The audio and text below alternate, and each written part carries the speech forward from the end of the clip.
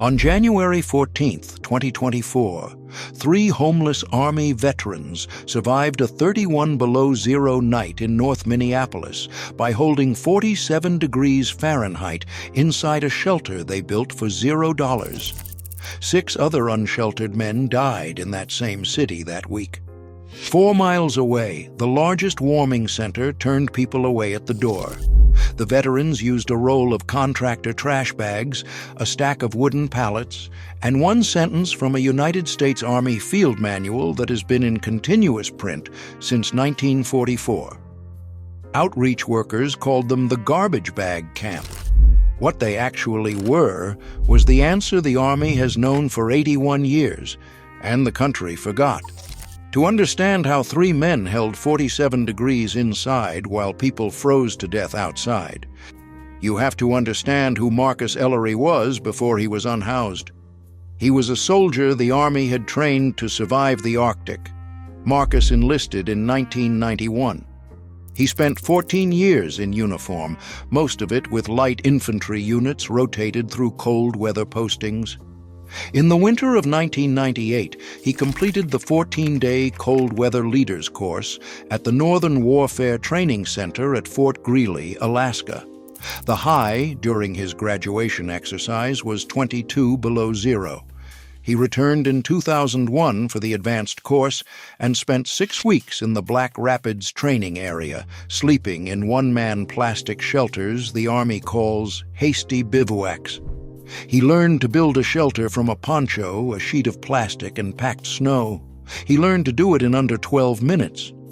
He learned which fabrics kill you by sweating and which save you by trapping dry air. He learned the reason most men who freeze to death do so while wearing everything they own. That last sentence is the one that mattered later. Marcus discharged in 2005 with a partial disability rating for a knee he tore on an ice slope in the Alaska Range. He drove a cement mixer in St. Cloud for 9 years.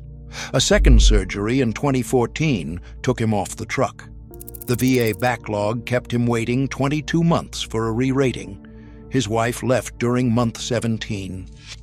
By the spring of 2019, Marcus was sleeping in his car in a Walmart parking lot off Highway 10. By the winter of 2020, the car was gone. By the winter of 2022, Marcus was 52 years old and sleeping in an encampment along the Mississippi River in North Minneapolis. But the 2 winters at Black Rapids were still in his head. He could not unlearn them. Marcus met Darnell Briggs in a Salvation Army food line on West Broadway in October of 2023. Darnell was 44. He had served 6 years in the 10th Mountain Division out of Fort Drum, New York, with 2 rotations to eastern Afghanistan. Cold was not foreign to him either. He had lost an apartment in the fall after an employer shorted him 3 weeks of pay, and an eviction followed inside of 40 days. He was quiet. He listened. He carried a small green notebook everywhere and wrote down things he did not want to forget. The third man was Terrence Voss. Everyone called him Terry. He was 59. Terry had served along the Korean DMZ in the late 1980s, 2 winters there, and he could still recite the layering order the Army taught him in 1987. He had been on and off the street in Minneapolis for most of a decade. Alcohol took the first decade after his service. Sobriety took the second. He had been sober for 4 years when Marcus found him. The 3 of them did not plan to build anything together. They met because the encampment behind the hardware store on Lowry Avenue was where the outreach vans came every Tuesday with food. The 3 men ended up sitting on the same concrete curb 3 weeks in a row. Marcus listened to Terry talk about Korea. Terry listened to Darnell read out pay stubs from the notebook. Darnell listened to Marcus explain why the blanket the county had handed him that morning was going to kill him. That conversation happened on the night of December 19th, 2023. The official low in Minneapolis that night was 18 below zero. Marcus had set up a standard homeless lean-to the way the people around him set theirs up. 2 wooden pallets angled against a dumpster, cardboard stacked thick against the pallets, a wool blanket from a local charity wrapped around his body, a second blanket over the top. He went to sleep at 11 o'clock, shivering. He woke at 3:30 in the morning, unable to feel his feet. The wool blankets were damp from his own sweat. The cardboard was damp from his own breath. The inside of the lean-to was 5 degrees warmer than the outside air, which meant the inside of the lean-to was 13 below zero. Marcus sat up and understood 2 things at once. He understood that the blankets had absorbed his body's moisture and were now conducting cold into him faster than his body could replace it. And he understood that 81 years of Army cold weather doctrine had a single sentence at its core that every homeless person in America had been trained to ignore. A soldier at Black Rapids in 1998 had said it to him in a class inside a plywood hut, while the instructor held up a dark green plastic sheet. The instructor had said that a sheet of plastic was worth more than a blanket. Marcus walked across the lot to Terry's lean-to at 4 in the morning. He woke Terry up and asked him one question. Terry answered in one word. Then Marcus walked to Darnell's lean-to and asked the same question. Darnell answered the same way. The question was about a box of contractor trash bags, 42-gallon, 3 mil, heavyweight, black. The City Public Works Department had been handing them out free by the case at a winter safety event at the community center on Plymouth Avenue. Darnell had a case of 20. Terry had a case of 20. Marcus had taken 2 cases home the week before and had not yet opened them. They had 80 heavyweight plastic bags between them. The material cost of what they were about to build was $0. The knowledge cost was 14 years of Army service across 3 wars and 1 training range in the interior of Alaska. Marcus sat on the cold concrete in the dark and started drawing the doctrine in his head. By sunrise, the 3 men were going to understand what the $0 trick actually was. At 7 in the morning on December 20th, Marcus drew the doctrine on the back of a piece of cardboard using a carpenter's pencil he kept in his coat pocket. A rectangle for the shell, a line inside it for a plastic layer, 3 small circles inside the plastic for the 3 men, an arrow at the top for a vent, an arrow at the bottom for fresh air. No fire. Terry asked why there was no fire. Marcus answered in one sentence. He said the Army had been telling soldiers for 80 years that in the real Arctic you do not add heat. You prevent the loss of the heat you already have. That sentence is the entire trick. A human body at rest produces roughly 100 watts of heat continuously. 3 human bodies produce 300 watts. 300 watts is the output of 3 incandescent light bulbs. If you contain it in a space small enough to hold the bodies with a few inches of air around them, and you wrap that space in a material that will not let moisture pass out, you will hold a temperature well above freezing in any outside air the Midwest produces. The physics is simple. The mistake is almost universal. The mistake is letting your own body's moisture leave you. Every human body loses water through breath and through skin, all night, every night. Fabric blankets absorb that moisture and become saturated. A saturated blanket conducts cold roughly 25 times faster than a dry one. The soldier in the Arctic who freezes inside his sleeping bag usually does so because the bag is wet from his own body. The civilian in a Minnesota alley who freezes inside his blankets freezes for the same reason. The cold did not reach him. His own water reached him.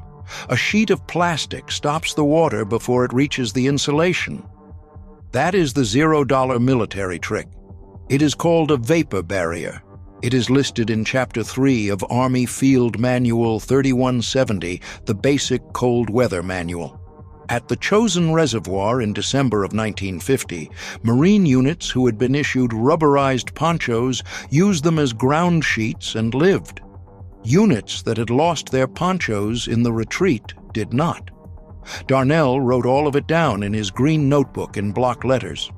To a civilian, a 42-gallon contractor trash bag is garbage.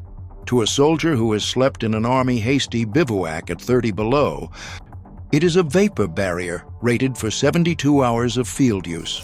The build took them 6 hours. They chose a narrow concrete alcove behind the hardware store on Lowry Avenue, roughly 9 feet wide and 7 feet deep, walled on 3 sides by cinder block. The north wall was the back of the store.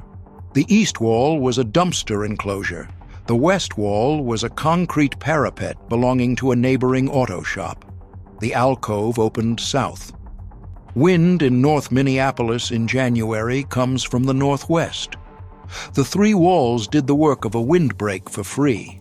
6 wooden pallets pulled from behind the same hardware store, stacked and wired together with salvaged baling wire, formed a low outer shell sized to the 3 of them. Flattened cardboard from the store's recycling bin was laid against the pallets in 4 overlapping layers. Cardboard is dead air between paper fibers, and dead air is insulation. Cost, $0. The vapor barrier was the engineering center of the whole build. The men cut the contractor trash bags open along the seams to produce flat sheets roughly 4 feet square. They taped the sheets together using strips of duct tape Darnell had in his pack, creating a single continuous plastic liner that covered the inside of the cardboard shell on every surface.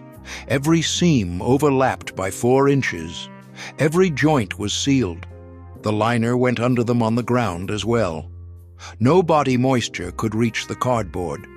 The cardboard would stay dry. Dry cardboard insulates. Wet cardboard conducts. The interior cavity measured roughly 7 feet long by 3 feet wide by 30 inches high. Interior volume, 52 cubic feet. At 300 watts of combined body heat and a vapor barrier preventing evaporative loss, a space that size stabilizes 60 to 70 degrees above outside air temperature in still conditions. The number is not magic. It is in the textbook. The 3 men agreed on rules before they slept. Nobody enters the shelter sweating. Outer jackets come off at the door and hang on a nail in the alcove wall. Boots come off. A second pair of dry wool socks lives in a sealed freezer bag inside the sleeping space and goes on only once the feet are inside. Wet socks go outside the vapor barrier, never inside. Army doctrine calls this sock rotation. The Marines in 1950 called it the only thing that saved their toes. Ventilation was last, and this is where most civilian shelter builds kill the people inside them. A sealed plastic cocoon with 3 breathing men will accumulate carbon dioxide and condensation within 3 hours. Marcus cut 2 2-inch slits in the vapor barrier, one at the top corner of the south wall, one at the bottom corner of the opposite north wall. Warm, moist air rises and exits through the top slit. Cold, dry air enters through the bottom. The loop is continuous, driven by the temperature difference alone. Sizing the slits was Army school math. He sized them in 20 seconds. They added the total cost out loud. Pallets, 0. Cardboard, 0. Trash bags, 0. Duct tape, already owned. Baling wire, 0. Wool socks, donated at a VA outreach event in November. Thermometer, a pocket unit Terry had carried since 1994. Total cash outlay, $0. The shelter held 38 degrees that first night against an outside low of 14 below. That was only a test. The real cold, a polar vortex the Weather Service had already named, was still weeks away. The polar vortex arrived on January 12, 2024. Minneapolis recorded an official low of 31 below zero on January 14th. The wind chill at that moment was 51 below.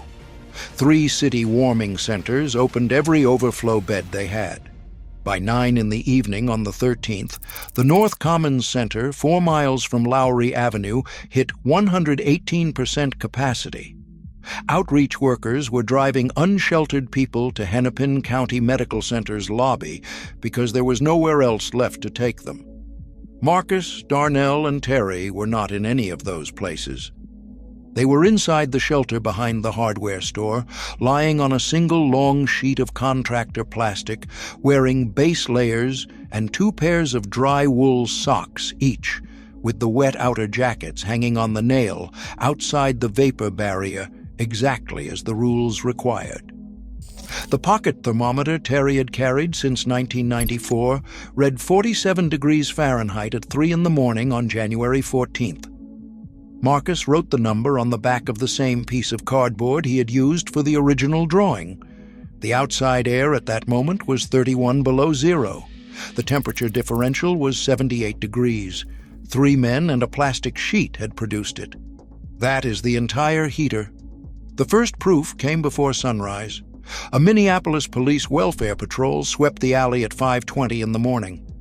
The officer on the passenger side, a 14-year veteran named Holly Ruiz, had already found 2 unsheltered men dead of exposure in separate locations across North Minneapolis that night.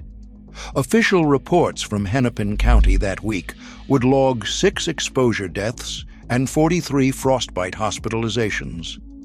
When Ruiz flashed her light into the alcove and called out, Marcus crawled out of the vapor barrier in a base layer and bare feet.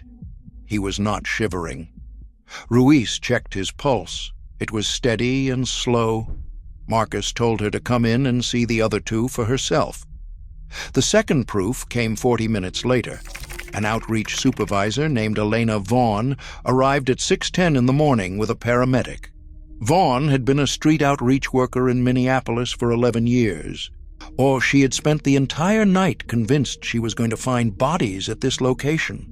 Instead, she found a pallet shell lined with cardboard, lined with black plastic, a vented cavity holding 47 degrees, 3 sober men drinking coffee on an alcohol stove outside the shelter.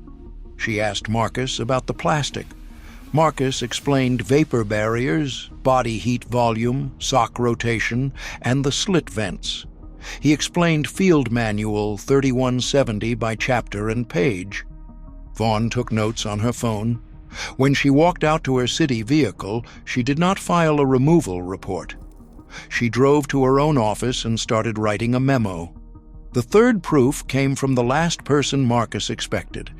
A man named Kenny had been living out of a sedan in the same alley through most of December. Kenny had mocked the garbage bag camp from the day the pallets went up. He had called it a plastic tomb. He had told anyone who would listen that Marcus was going to suffocate all 3 of them the first time it got cold. On the morning of January 14th, Kenny walked across the lot and knocked on the alcove wall. His car heater had failed at 2 in the morning. He had spent the night running the engine in short cycles to stay alive. He looked at Marcus and asked one question. "Can you help me build one?" By February, there were 5 shelters on the Lowry Avenue lot. Marcus had helped Kenny build his. Together, the 4 of them helped a Navy veteran named Ellis Park build a 4th. By April, Darnell's notebook had become a 22-page instruction document. Elena Vaughn's memo reached the Homeless Response Team Director in late February and was forwarded to the Minneapolis Office of Emergency Management. By the winter of 2024, there were 8 shelters, and a trained volunteer corps assembled through the VA Outreach Office was teaching the vapor barrier method at 3 encampment sites across the city. The volunteers included 2 retired Army cold weather instructors and a Marine Corps mountain warfare graduate who had served in the early 80s. None of them had ever been contacted by the city's homeless services before. None of them had ever thought to offer. None of the 8 shelters on the Lowry Avenue lot has ever required an emergency removal. What Marcus Ellery, Darnell Briggs, and Terrence Voss built was not a cold weather shelter. What they built was a demonstration, Every survivable cold weather space on Earth is a collection of 4 systems: wind block, vapor barrier, body heat pooling, moisture management. If you understand the physics of those 4 systems, you can solve all of them with materials other people throw away. Fire is not on the list. Fire is the mistake civilians make when they panic. The deeper lesson is about institutional memory. The United States Army has known the answer to freezing to death since the winter of 1944. It is in a field manual that has been continuously in print for 81 years. Every soldier who has ever attended a cold weather school knows the sentence on Chapter 3, page 14. The only reason a man freezes to death in North Minneapolis on a January night is that the knowledge inside the veterans sleeping in the alleys is not the knowledge that reaches the shelters funded with public money. The Army already solved this problem. The country just forgot who knew. Marcus Ellery is still living behind the hardware store on Lowry Avenue. Darnell lives next to him. Terry is 2 shelters down, Kenny lives in the 4th, Ellis Park lives in the 5th. They pay no rent and draw no attention. They share cardboard, they share dry socks, they watch out for each other. Every cold snap, while the official warming centers 4 miles away turn people away, the 8 shelters on Lowry Avenue remain quiet, dry, and stable. This channel exists for stories like theirs. For the builders, the world writes off. For the methods that get called primitive right up until the moment they outperform the official answer. For the quiet expertise that never shows up on a resume but saves lives when the temperature drops. If you want more of it, subscribe. The next one is on the way.